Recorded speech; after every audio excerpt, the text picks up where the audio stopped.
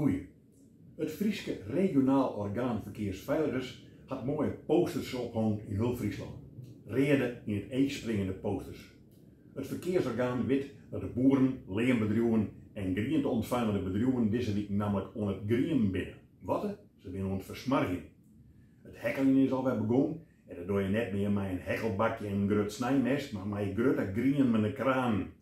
De jirpels en de bieten die moeten de groen uit en naar het fabriek op de eigen lood gebracht worden. En het meest moet weer van het loon. Als maar hin werden de kraantrekkers en vrachtwijnen die op het loon onder ossen daar in de drek stenen, want reine koer van simmerwaardig.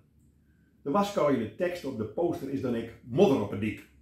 Want je dus modder op het dik joggen, vaart minder je, maar net op de remmen steen je in, want dan je in de sleert in. Dat staat net al op die poster, maar in een briefje wat we net joggen. Het zou goed wezen dat elke nien het ik zonder modder altijd deed. Maar de bijna naar de vakantie over de dik naar squallen matten, dan is het lekker lastig als die modder opheden.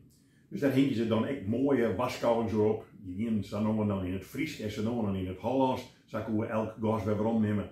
De modderposters die gingen in het Fries. Denk erom, mooi, dat je de laatste woorden jofts onderlezen. Het is resptiet. Ja, dat zie ik even. Mijn Hollandse oerborman roept mij soms daar ontmoen. Hij had zijn werk met de auto en maakt vaak om die dikjes die modderig binnen. Maar bij resptiet rekken hij van de dik.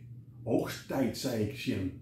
Hij weet kwalijk wat oogsten is. Dat is een woord waar je net vaak broeken. Dus respie, dat weten we hun al net. Je ziet altijd de jirpels, mais en bieten, maar voor het loon. Het is riep. Het is altijd weer hetzelfde in Friesland. De vertalers zijn altijd Friesker als de Friese gemeenschap.